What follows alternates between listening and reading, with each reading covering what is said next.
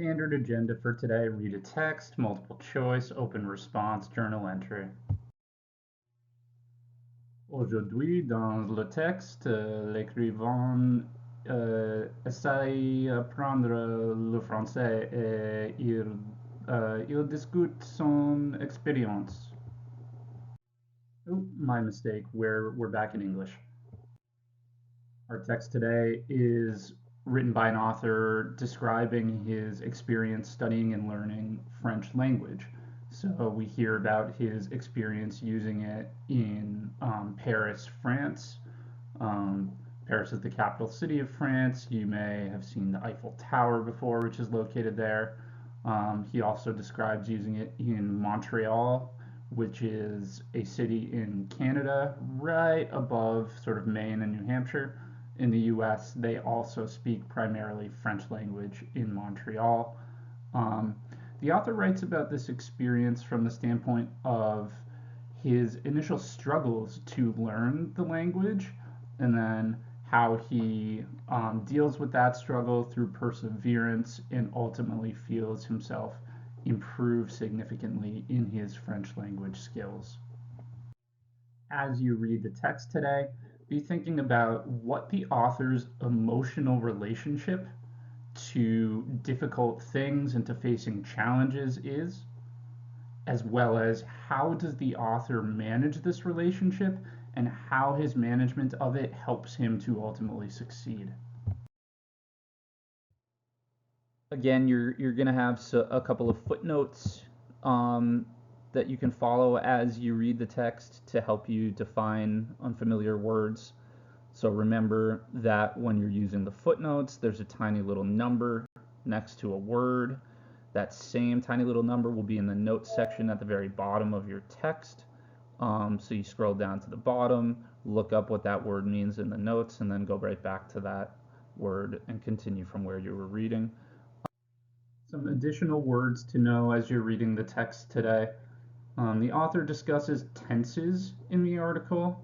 In language, we have words that describe action. These words are called verbs. Tenses help us understand when those actions are taking place compared to the present moment, compared to right now. So past tense verbs are taking place in the past. Present tense verbs might be taking place right now. Future tense verbs will take place in the future. They haven't happened yet. So if we take, for example, the verb to learn, in the past tense, it would be yesterday I learned. In the present, it would be today I learn. And in the future tense, it would be tomorrow I will learn. The author briefly mentions the subjunctive tense, which is a particularly complicated tense. It's more common in French language than in English language, but quick summary, the subjunctive captures the idea of things being imaginary or things that you like wish could happen but that are not realistic. So one example, if I said, I wish that I were learning French more easily. When I say we're learning French, that's subjunctive because I'm suggesting that I'm not learning French more easily, and it's an unrealistic imaginary wish that I were learning it more easily. That's an example of the subjunctive. Another word that will be helpful to know is despair. If you feel despair, that's like you feel extreme sadness. It's almost like depression. And lastly, canoe. A canoe is like a small wooden boat. It can fit, up to like 3 or 4 people maximum in it, and you paddle along on the water with an oar. Some strategies as you are reading if you come across other unfamiliar words. First one is use your context clues, right? And what that means is to use all the words around the word you're not sure about to figure out what that word means. My example here is I zorned over the fence, right? Obviously zorned is not a word in the English language, but by reading this little phrase, we can actually figure out its definition pretty easily, right? If we eliminate that word we don't know, zorned, and substitute a word we do know in its place that would make sense. For example, I jumped over the fence, or I hopped over the fence, right? Then we have a pretty good guess for what that word zorned actually means, jumped or hopped. Um, Another strategy is to break down the word, right? Words often come in parts, and each part has its own meaning. The example here, unbelievable, the prefix un, which means not, the word believe in the middle, which means to think something is true, and able, which means like you can do something, right? So if you put it all together, not able to believe something, like I can't think that thing is true, then we've put all those puzzle pieces together.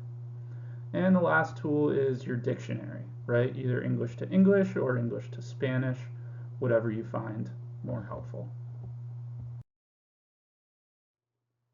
3 multiple choice question types for today. The first one, you're identifying the central idea of the text. What's the most important idea or information that the author wants you to take away with you after reading this? Second is going to be evidence, so identifying lines of text that support your answer to the prior question. And third is author's purpose. So you're asking yourself, why did the author write this text? What do they want to accomplish? Strategies for answering multiple choice. We've gone over these, but a quick run through again. Step one, you want to break down the question, really identify very precisely exactly what the question is asking you and what the answer will have to provide in terms of information to completely answer the question correctly. Once you know exactly what the question's asking and what you're looking for, a lot of times you won't know the right answer right away, but you will be able to identify one or two answers that are clearly wrong. This step of eliminating clearly wrong answers is called slash the trash. Once you've narrowed your options down to a couple, you want to look for answers that are distracting because they're partially correct, but not completely correct. Maybe the prompt is asking you to identify two things and it identifies one of them correctly. Once you've labeled distractors, you can choose the best answer, and that will often get you a really strong performance on multiple choice. Open response for today is asking about how the author develops the idea of getting better at a difficult task. You're not going to write a full essay response to this prompt. What you're going to do is fill out a planning organizer or an outline. That would be the structure for a full essay. So that's going to involve a few steps for success. First is you're going to have to craft a thesis statement. Some CFS for writing quality thesis statements. When you're taking an essay prompt and using that to create your thesis statement, you always want to do something that's called turning the question around. So you start out with a question that the prompt is asking you. You then sort of turn that question around into a statement rather than a question. So an example prompt could be, how does online learning differ from in-person learning? In order to turn the question around here, I'm going to eliminate the question words, how does, and then twist the wording of the remaining prompt into a statement rather than question form. So it could look like online learning differs from in-person learning because blah, blah, blah. Next thing you want to make sure is that your thesis statement answers all parts of the prompt. Oftentimes an essay prompt will have multiple different little questions within it that it's asking you. You want to make sure your thesis statement gives a complete response in your thesis sentence to all parts of that. So for example, if my prompt was, what is your favorite and least favorite vegetable and why? I'm breaking down that prompt and noticing all the different parts that I have to respond to. So the first thing I have to respond to is what my favorite vegetable is. The second thing is why that's my favorite. Third thing I have to respond to is what my least favorite vegetable is. Fourth thing, why that's my least favorite. If I don't answer all four of those pieces in my thesis statement, then I have written an incomplete thesis that left some parts of the prompt unanswered. Lastly, your thesis statement should function as a preview for your body paragraph topic sentences, right? It's basically a roadmap for what the structure of your essay is going to be after the thesis.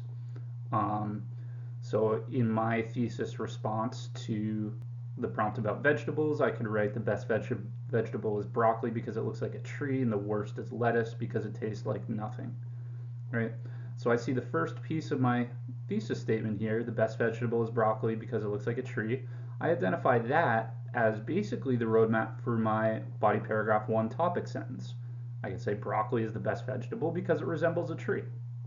Then I see pretty clearly that the second piece of my thesis statement, the worst is lettuce because it tastes like nothing, could function as the preview of my body paragraph 2 topic sentence, which could be lettuce is the worst vegetable because it has no taste. Right? So I've designed a pretty clear preview or roadmap for my body paragraphs in my single sentence thesis statement. So just like we talked about, once you have your thesis, that's going to give you a great roadmap for picking those two topic sentences, one for paragraph 1 and one for paragraph 2, right? And then once you know the claim that you're trying to prove in your first paragraph, you can go and find a really strong piece of evidence in the text that proves that claim is true. Same thing for once you know the claim you're making in paragraph 2, go find one piece of really strong evidence to support that claim. As you're looking for evidence, it's good to open up the PDF of the text that we read today, which is available in Google Classroom on the assignment.